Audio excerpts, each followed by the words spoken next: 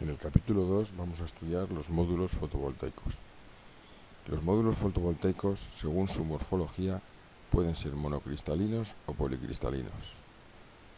En principio vamos a utilizar los policristalinos. Las diferencias o las ventajas o inconvenientes entre uno y otro los tenemos aquí explicados en el aula virtual. Es decir, monocristalinos son para climas más fríos y los policristalinos para climas más cálidos o más templados, como puede ser aquí en España. Son más baratos o más económicos que los monocristalinos. En función del número de células y en función de la tensión, tenemos varios tipos de placas o módulos fotovoltaicos. En función de la tensión,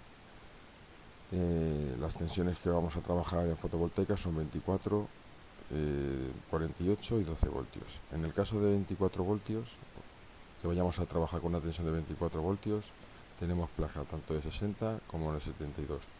Si pinchamos, como podéis comprobar, en 60 células y en 72, se nos va a abrir un hipervínculo con los siguientes documentos. Vamos a comprobar concretamente en el caso de 60 células cómo se comporta este tipo de placa, que es de Atersa. Como podéis comprobar, en este catálogo de Atersa tenemos 3 modelos de placas. Las placas están ensayadas en estas condiciones óptimas de radiación solar y temperatura, es decir, la máxima radiación solar, que sería 1 kilovatio partido de metro cuadrado, y a una temperatura de 25 grados centígrados, más o menos 2 grados arriba o abajo. ¿Qué ensayos se realizan en la placa? Pues bueno, el ensayo de corriente de cortocircuito, es decir, se coge la placa y se le cortocircuita, y bueno, pues en estas condiciones de irradiación nos saldrá este valor de intensidad, y la tensión de circuito abierto. Simplemente sin conectar ninguna carga, pues la tensión que nos va a dar es 36,72. Y luego tendríamos el punto en el cual la placa genera la máxima potencia, que según como podéis comprobar en esta gráfica, pues sería este punto, donde el valor sería alrededor de los 8 amperios y las tensiones rondaría, sí, correcto, aquí está, 28, 29, 29, que son los valores de tensión a los que trabaja la placa.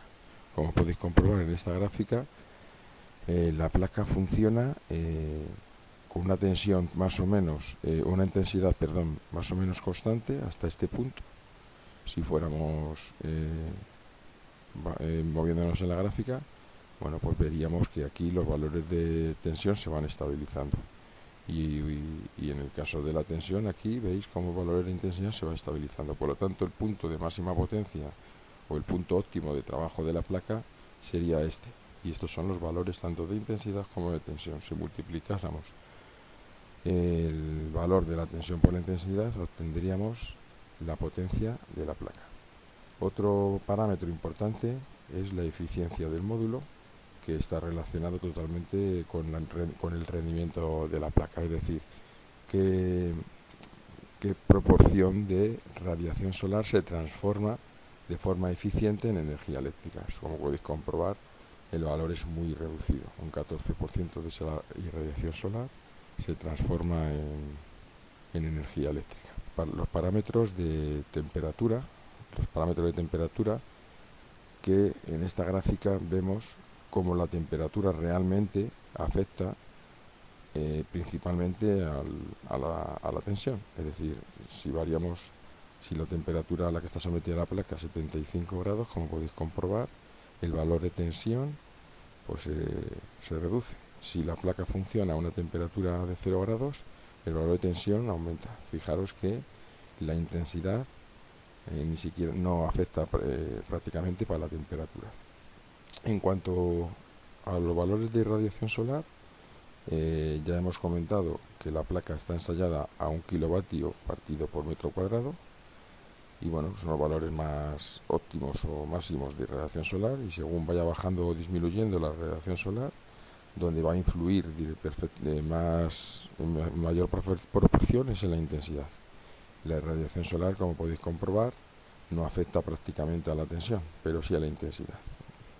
Esto se puede traducir en la realidad, por ejemplo, un valor de 0,2 kilovatios cuadrados, pues imaginaros un día con cielo nublado, donde la radiación disminuye, pues fijaros, de valores cercanos a 8 amperios, llegaríamos a valores muy próximos a 2 amperios. Claro, 2 amperios por 30 voltios, pues estaríamos hablando de 60 vatios. Es decir, una placa que prácticamente puede producir 230 vatios, pues estaría produciendo 60 vatios. Por lo tanto, fijaros el valor de potencia lo que se reduce con la radiación solar. ¿Qué más características tiene la placa? Bueno, pues la placa, las dimensiones son las que aparecen aquí, son placas de 1 metro y medio. El peso, pues como podéis comprobar, es un peso importante, más o menos 20-21 kilos. Y bueno, un aspecto también importante de la placa sería la configuración. La configuración de células serían 60 en este caso, es una placa de 60 células, y la combinación serían 6×10. En cuanto a la fabricación de la placa, pues bueno, pues tenemos el material que aparece aquí, que se puede ver perfectamente en este dibujo cómo está estructurado ese material. Es decir, lleva un cristal de vidrio, y esto es lo que va a facilitar es el efecto un poco invernadero y la transmisión de radiación solar, facilitar la radiación solar a las células. Entre el cristal y las células se coloca un material para que no dañe ese cristal las células. Y bueno, y aquí también este mismo material, que es el etililvilino, también se coloca entre las células y la parte trasera de la placa, que bueno, que es un material reflectante para evitar las pérdidas de radiación solar. Esta es la configuración básica fundamental de una placa fotovoltaica, donde bueno, tenemos una borna positiva y una borna negativa para poder realizar las conexiones. Ya sabemos que esta placa lo que va a generar es corriente continua.